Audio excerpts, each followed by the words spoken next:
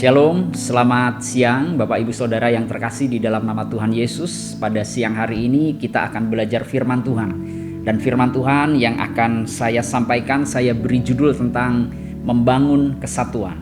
Nah saudara, kita harus perlu tahu bahwa segala sesuatu kalau kita ingin hal itu terrealisasi, maka harus ada action atau usaha untuk mewujudkannya. Kalau kita ingin mempunyai barang tertentu, maka untuk mewujudkannya kita harus mempunyai uang untuk membeli barang tertentu. Kalau kita ingin makan makanan favorit kita, maka kita harus berusaha untuk mewujudkannya kalau kita menginginkan hal itu dengan memasaknya atau membelinya di tempat makan yang biasa kita membelinya. Kalau kita menginginkan rumah tangga yang harmonis, maka itu tidak bisa turun dari langit atau tidak bisa muncul dengan tiba-tiba, tetapi keluarga yang harmonis bisa terrealisasi kalau kita mewujudkannya. Ada kepedulian, ada kasih, ada sesuatu yang harus kita lakukan untuk mencapai keluarga yang harmonis. Nah, begitu juga dengan unity atau kesatuan. Kita perlu tahu bahwa kesatuan itu tidak terwujud secara tiba-tiba, tetapi kesatuan adalah akumulasi dari apa yang kita lakukan, maka bisa memunculkan kesatuan di dalam komunitas kita. Karena itu pada siang hari ini saya akan mengajak Bapak Ibu Saudara untuk belajar tentang membangun kesatuan. Kesatuan itu harus diusahakan, saudara. Tidak bisa datang secara otomatis atau tiba-tiba di dalam rumah tangga ataupun di dalam gereja kita. Kesatuan, unity atau kerukunan harus kita wujudkan. Nah, mari kita akan belajar bersama-sama bagaimana caranya mewujudkan kesatuan atau unity di dalam kehidupan kita. Nah, sebelumnya saya akan ingatkan saudara bahwa iblis mempunyai agenda besar di dalam komunitas orang-orang Kristen atau di dalam gereja atau di dalam rumah tangga kita. Agenda iblis yaitu iblis suka untuk mencerai-beraikan atau membuat komunitas Kristen, entah itu gereja, entah itu keluarga, itu iblis suka membuatnya tercerai-berai. Yohanes pasal 10 ayat 12 Alkitab berkata seperti ini. Sedangkan seorang upahan yang bukan gembala dan yang bukan pemilik domba-domba itu sendiri, ketika melihat serigala datang, meninggalkan domba-domba itu lalu lari, sehingga serigala itu menerkam dan mencerai-beraikan domba-domba itu. Saudara, di ayat ini di dalam Yohanes pasal 10 ayat 12, Alkitab memberikan sebuah analogi bahwa suatu saat akan datang guru-guru palsu yang punya agenda untuk mencerai-beraikan domba-domba. Nah, saudara sekalian, ayat ini memberikan sebuah analogi bahwa guru-guru palsu atau istilahnya manifestasi dari si jahat yang punya agenda jahat atau dapat dikategorikan sebagai iblis. Iblis dianalogikan sebagai serigala di ayat ini. Nah, di dalam Yohanes 10 ayat 12, serigala itu mempunyai agenda mencerai-beraikan domba, kemudian menerkam domba tersebut. Nah, saudara, serigala itu diidentikan dengan iblis atau si jahat di dalam Alkitab.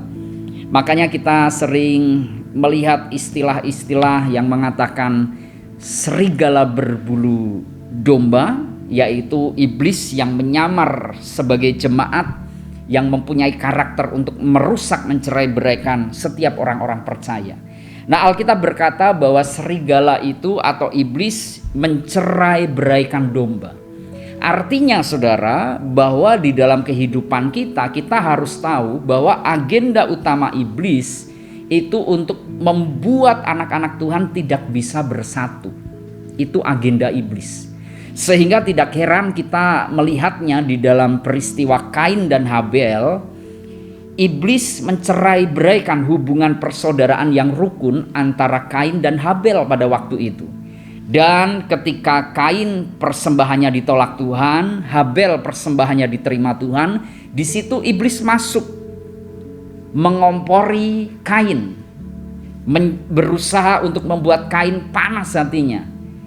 Iblis mempengaruhi Kain bahwa Tuhan pilih kasih, Kain lebih diterima oleh Tuhan, sedangkan Habel diterima oleh Tuhan, sedangkan Kain tidak persembahannya. Iblis membuat Kain hatinya panas dan membuat hatinya Kain membenci Habel pada waktu itu, sehingga iblis berhasil mencerai-beraikan hubungan persaudaraan yang ada, sehingga Kain membunuh Habel pada waktu itu. Dan ketidaksatuan mulai terjadi di dalam kehidupan keturunan mula-mula Adam dan Hawa. Nah, saudara, kita perlu tahu bahwa ini adalah agenda iblis di dalam kehidupan orang-orang percaya. Iblis punya agenda besar, punya activity plan di dalam kehidupan anak-anak Tuhan. Iblis ingin mencerai-beraikan kesatuan yang ada di antara orang-orang percaya, mulai dari rumah, mulai dari komunitas, mulai dari gereja. Karena itu di dalam kehidupan kita, kalau kita tahu bahwa iblis punya agenda membuat kita tidak bersatu, membuat kita tidak bisa rukun kembali, membuat kita tidak bisa saling mengasihi, membuat kita tidak bisa mewujudkan kesatuan, makanya kita harus tahu hal itu dan kita harus waspada. Karena itu jangan sampai kita terperangkap oleh jerat iblis untuk membuat kita sebagai tubuh Kristus tidak bersatu kembali. Sebaliknya, kita sebagai tubuh Kristus, kita harus saling unity, saling bersatu di dalam kehidupan kita. Nah, bagaimana caranya mewujudkan kesatuan di dalam hidup kita? Karena kita tahu bahwa iblis punya agenda untuk mencerai-beraikan kita, kita harus punya antisipasi supaya kita tetap bersatu. Nah, bagaimana caranya supaya kita tetap bersatu dan mewujudkan kesatuan? Nah, mari mulai dengan pola pikir waspada. Roma 16 ayat 17. Tetapi aku menasihatkan kamu saudara-saudara supaya kamu waspada terhadap mereka yang bertentangan dengan pengajaran yang telah kamu terima, menimbulkan perpecahan dan godaan. Sebab itu hindarilah mereka. Pada waktu itu Rasul Paulus mengingatkan jemaat di Roma bahwa ada pengajar-pengajar yang mengajarkan tentang Injil yang berbeda. Waktu itu ada pengajar-pengajar yang masuk di dalam jemaat di Roma dan mengatakan bahwa kita orang Kristen sudah diselamatkan. Sekali diselamatkan akan tetap diselamatkan. Tidak perlu melakukan hukum Taurat. Mau hidup dalam dosa nggak apa-apa, silahkan, karena Tuhan sudah menebus dosa-dosa kita. Semacam mendapatkan kasih karunia yang berlebihan. Nah, ajaran seperti ini yang kalau saya singkat, pengajar-pengajar palsu itu mengajarkan kepada jemaat di Roma, berbuat dosa nggak apa-apa, soalnya kalian udah diselamatkan. Kalau saya bahasakan seperti itu ajaran seperti itu masuk di dalam kehidupan jemaat di Roma. Sehingga jemaat di Roma yang sudah diajar oleh Rasul Paulus dengan firman Tuhan bahwa mereka sudah terima keselamatan, tetapi mereka juga punya kewajiban untuk hidup saleh. Terus kemudian di counter dengan pengajaran palsu yang ada, sudah diselamatkan gak usah hidup suci. Sehingga timbul perpecahan di antara jemaat di Roma, Bapak Ibu.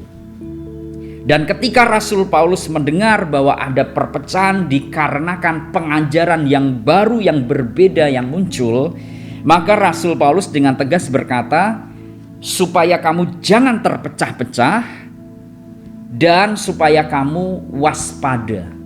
Nah, saudara, kita ambil esensinya bahwa Rasul Paulus ketika ingin mengantisipasi sebuah perpecahan, dia mengatakan kepada jemaat di Roma supaya waspada. Waspada itu artinya kita berjaga-jaga, kita punya tameng, kita punya filter di dalam kehidupan kita. Nah, relevansinya dalam kehidupan kita supaya kita tidak terjerat dalam perangkap iblis sehingga kita bisa terpecah belah, maka kita harus waspada terhadap semua pengaruh provokasi yang mampir atau yang ditujukan di dalam hidup kita. Kalau ada orang lain yang sedang ngomporin kita untuk memecah belah, mari kita waspada. Kita harus tahu dan sadar bahwa hal itu menimbulkan perpecahan sehingga kita tidak terpengaruh. Kalau ada yang mempengaruhi kita dengan kata-kata negatif, berita-berita hoaks yang belum tentu kebenarannya itu dipertanggungjawabkan, yang punya potensi menimbulkan keretakan hubungan dalam rumah tangga kita, dalam gereja kita, dalam tim pelayanan yang kita bangun, maka hati-hati, kita harus waspada, memfilter setiap pengaruh yang ada.